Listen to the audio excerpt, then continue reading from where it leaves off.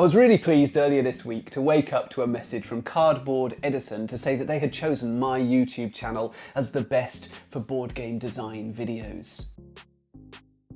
Now, I don't know how many of you know about Cardboard Edison. It's a board game design blog and a website and a Twitter feed that's absolutely rammed full of different resources for board game designers. Links to lots of other articles, videos, other websites and discussions and things like that. So there's a constant stream of information coming out of this website and this group of people. But there's also a Patreon that you can back. You can pay money monthly to Cardboard Edison, and then you get access to their newsletter and a few other things as well. It was really gratifying to be picked out by them in their newsletter, because it's an organisation I really respect. When I say organisation, this is a few people who are doing this out of a labour of love, but really it is the most valuable resource that I've found online for board game design ever since I've been involved in it. I've constantly dipped into Cardboard Edison, and they've also been great at sharing my videos along the way. And of course, it wasn't just me that they picked out in their annual newsletter. There were other people that they also highlighted. And so, some of these I'm not particularly familiar with, but I'm going to definitely dip in. So I can see here, best board game design blog, Weird Giraffe Games. We've got a design podcast, Building the Game. We've got Bez. I'm very familiar with Bez and her social feed, her streaming that she does daily. There's a media newcomer, which is, I think, Sarah Ship. So these are things that I need to look into, and this is the great thing about Cardboard Edison, is that they do guide you towards new stuff to familiarise yourself with if you're invested in board game design. I thought what we'd do today is have a little look at their website so you can see exactly what I'm talking about and quite how valuable this stuff is. So here we are, this is Cardboard Edison, the website, and you can see that there's various different but there's a menu along the top, but there's also this coloured menu down here, which, if you're interested in prototyping, for example, you click on prototyping and you immediately, what pops up, Jamie Stegmaier and his design lessons that he's learned over the last 8 years, how to import a set of cards into Tabletop Simulator, various different things, options for getting a professional quality prototype of your board or card game printed, all sorts of different information here about making prototypes. If we go back and let's say we wanted to look at about how to write our rules, so we could click on the rules section.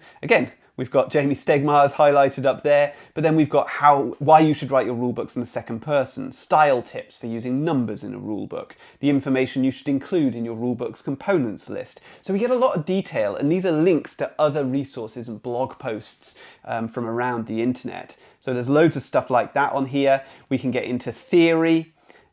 So game design theory, the recent article, some ways that board games can make use of entangled decisions to create even more interesting choices for players. So that's another link to another blog, and so on. What else do we have here? Licensing. So how to read a contract, a video there.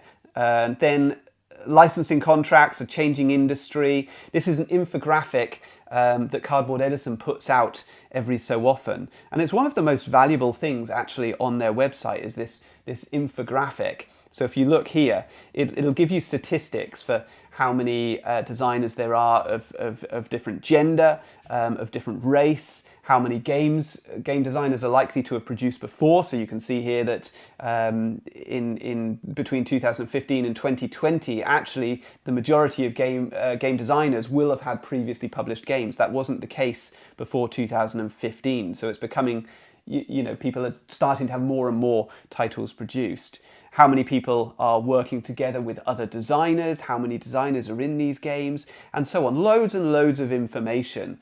And then about how contracts have changed. So do you get an advance when you sign a contract? How much is that advance? What happens with sub-licensing?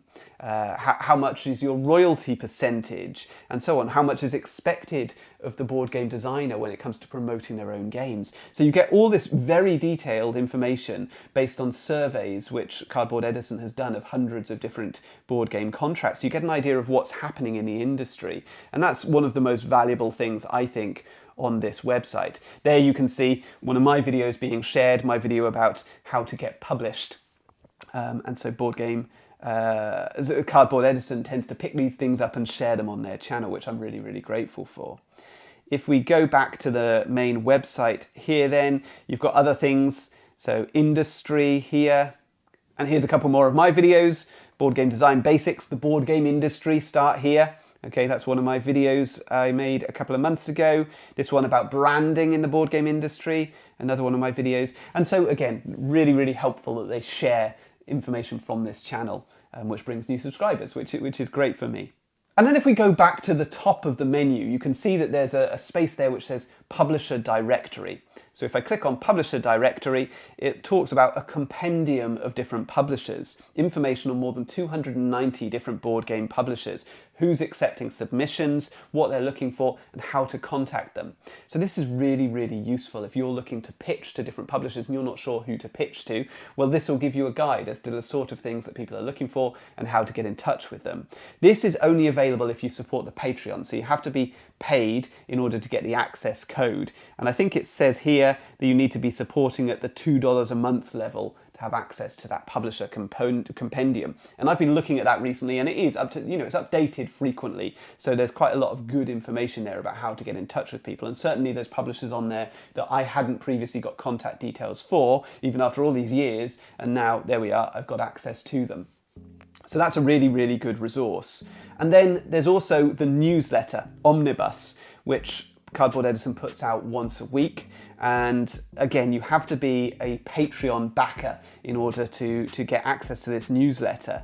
I'm not sure what the level that you have to back at. Oh, it looks like, yeah, okay, you have to back at $5 a month in order to have access to this weekly newsletter.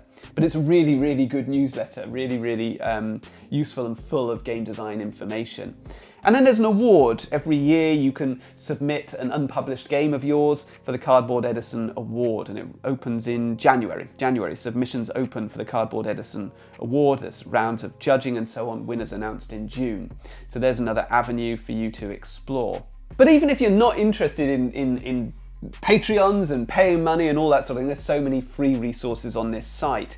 I mean, if we look down here at the interviews, for example, there's loads and loads of different interviews with different designers about how they approached their design. So interviews with Bruno Catala here about his design of King Domino, Emotep, Phil Walker Harding. We've got interviews with Stephen Bonacourt, Stronghold Games, and so on. Just numerous design diaries, really. So interviews with people about their process of how they've designed their games. Anyway, I wanted to highlight all of this because, well, firstly, I'm really, really grateful that I was highlighted as having produced the best board game design videos, and I'm grateful to Cardboard Edison for all their support over a number of years. But also, I think it's something you should know about because this is a really, really great thing for you to dip into. And if you're enjoying my channel with its game design content, I'm pretty sure you'll enjoy all of this. Thanks very much for watching. If you enjoyed the video, please do watch some of my others. There's loads of great stuff about board game design on my channel. And I'll see you next time, maybe with a game review or a top 10 mechanisms, or perhaps just some more board game industry talk. Until next time, all the best.